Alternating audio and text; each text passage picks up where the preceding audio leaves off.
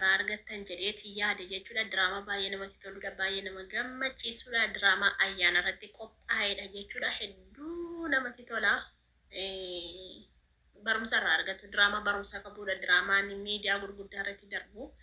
Diraamaa namatti tolu yookaanis immoo diraamaa barumsa irraa baratanidha malee diraamaa akkasumaan miti kan gadhiifamu hedduu tokko bareedaadha jedhee yaada. Wabii. Ayyuun waa malee sin dinne jechuudha. Ati dubbii qabda jechuudha. Waan diraamaa irratti hojjetan achuma irratti raawwatu yani. Isa garaa keessatti yaadanii asuma irratti illee yaaduu jedhan saniifuu jechuudha. Milkooftee jirta. Wabii. Ayyuun waa malee sin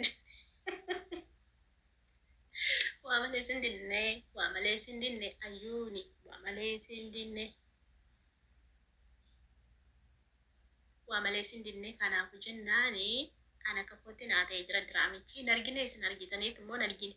Yoo hin argine ta'ee deemaati dhaqaalala diraa OBN miteenne OBN irra jira jechuudha. Diraamaan kun achirratti hojjetan wabiin keenya egaa akkuma beektanii nama gootaa fi nama cimaa, nama jaallatamaa, nama kabajamaa, nama waa hundaati jechuudha. Wabii jechuuni kan ayyuun illee diddeetan karaattattu miti. Amma mucaa xinnoo tokko argatee jira bar. Beebii xiqqoo tokko argate beeb jettanii dugdatti na baaddottanii si qaayyaachisa. Argitaniitu mun argine. Dugdatti na baattee deemtu malee jetteeni halkanii guyyaa jechuudha. Si qaayyaachistee jechuudha. Gadda argitaniitu kaleessan argeen viidiyoo mucaa xiqqoo tokko argate mucaa bareedduu ayyuu caaltu tokko argate maaskii keewwattee jirti malee maaskii keewwattee maa viidiyoo waraabde maaskii ofitti baasii waraabsisee wabii yoo jaalallee dhugaadhaan wal jaallattaniitu ta'e maaskiitti baasee dash maaskii keewwatte maaskii keewwattee ergi mucayyooni malee jechuudha. Mucayyoo bareedduu tokko argatee jira. Wabiini nama qoosaa miti, wabiini nama qalbii miti, wabiini bareedaadha akkuma isin argitanii. Gaafuma nachi abboo diraamaa kana keessaa waan inni fakkaatu argitanii abbaa qabeenya abbaa saaddir guddaa tokko fakkaate akka jecha bakka afaachi abba'ee wabiina shinne wabiina hundeen jedheen nashmoo waan jedheen animmoo maaliifatti na qabadde inni wabiina anillee hin gammadee sanii booddee nan laale itti gattaa eega wabii waan keessa jiruuf waan ayyuun keessa jirtu tokko diraamaa wayii diraamaa yookaan viidiyoo yoo ta'u waa wabii fi ayyuun keessa jiran tokko ilaaluun natti tola. Ilaaluun natti tola jechuun maaliif hin beeku hedduu jaaladha kanaaf natti tola jechuudha. Malee jechuudha diraamaa bareedaa hojjetee jira warroonni nagarree dhaqaalaala. Yoommoo maalli OBN wallaaltaniira OBN irra jira kaleessa galgala gadhiifame dhaqaalaalaa jechuudha. Anaayyuu nan hojjedha biizii ta'ee amma reefu hojjedhe. Silazii dhaqaalaalaa isin jechuun barbaada wabiin keenya goota ilma dhiira jajjabeeffamuu qabudha. Waa hundumaa irratti nama jajjabeeffamuu qabudha. Dhugaa rabbii wabiini hedduu nama bareedaadha dhugaa. Hedduu nama bareedaadha illee nama gaariidha illee nama mala qabudha. Ayyuun beektaa hin mala akka ayyuun sababii sammuu qabaanne mataan kun sababii rukutamee bituu Saayidootti heerumtu malee utuu mataan ishee nagaa ta'ee utuu sammuun ishee sirrii ta'e Saayidootti heerumtu jechuudha. Kanaafuu jennaanii deemtanii ilaaluu hin dandeessu viidiyoo isaa jechuudha. Viidiyoon isaa baay'ee namatti tola. Akkasumas illee jajjabeessuu qabdu namni Itoophiyaa keessa jiru dandeettii adda addaa qabu diraamaa akkasii hojjetu jajjabeeffamuu qabaa jechuudha. Ijoolleen keenya baay'inaan viidiyoo isaan ilaaltanii viidiyoo sana jalaan darbu dhugaa rabbii koomentii barreessuun dagadda. Viidiyoo ilaalee xumuree koomentii barreessuun natti tola.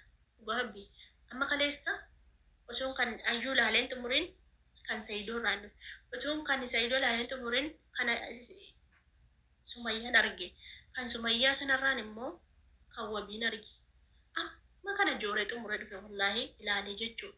Isarraan iyyummoo kan Rooziin ilaale argitan miti wallaahi deddeemeeman ilaale jechuudha. Kanaafuu jennaan nan ilaalaa fi keessattuu nama Itoophiyaa jiru jalan dabarsu dhugaa iimeelii jijjiireen ilaalaa fi iimeelii meeqan narra jira dhugaa rabbii silkii kana bichaarrayyuu iimeelii meeqa jira? Iimeelii meeqa lakkaan fitu dhugaa rabbii silkii kana bichaarrayyuu tokko lama sadii afur shan jaha torba saddeet garuu iimeelii namaatu na bira jira. Iimeel nama iimeelii ijoollee kanarrallee akkasuma jechuudha. Amma silkii sadiin qaba silkii sadii silkii haaraan bitee ammas saamsingii yookaan gaalarii maaloo ani kan saamsingii jedhama Saamsingii 16 bite. Akkuma iPhone 16 bite Saamsingii 16 bite jechuudha. iPhone bar matana nyaatte bar garbi matana nyaatte iPhone kuni. Oh bismillahi min shaytaanir rajiim. Mataa kiyya na ofte garbi kaamera yoon itti waraaba jedhe hin daalacha. Yooni happy tuktuki waraabu irratti buusa jedhe hin buusu hin moonfe mana hojjetaa geessee garbi irratti naa caanaa jennaan hin caanamu jedhan happy tuktuki waraabu jira beektu illee happy tuktuki waraabu hin jira. Tuktuki kanaan waraaba happy sana irratti buusannaan irratti gabbuu didi iPhone irratti achumarraan Saamsingii guddaa isaa bite kanaa miti kun kan duriiti. Waggaa meeqa waggaa sadii natti fakkaate garuu kanarra kan caaluun bite namni itti waraabaa jiru kuni hedduu nama bareecha fuula namaallee qulqulleesse Saamsingiidha. Hedduu bareeddu tokko bitadde dhugaa rabbii gatiisee wajjin bite kudhacha. Sanii fi matana nyaatteen iPhonein geexidhaan malee viidiyoo waraabuuf hin ta'u. Gaddi darbadde cabseen oolee rabbiin na baase. Dhuga darbadheen cabsan inni ise viidiyoo na waraabuu didi tuktuki raabbii na hojjechuu didi. Akkasii kanaafuu jennaani iimeelitti jijjiiree ilaalaa fi dhugaa rabbii ani. Itti jijjiiree ilaalaaf maaf lafa taaka daataa dhimma kompiitardhaan daataa mataa kiyya fayyadama waan ta'eef silkii sadansaa irratti daataa gixxee amma sadansaatiin kanaan tiktokii dhaquu hin danda'u kanaan tiktokii nannaqa kanaan nannaqa keessa fiiguudha bakka keessa kaachuu hojiin madaamiin jiru haa nama deeruusiin gubate biyyee na yaaddu.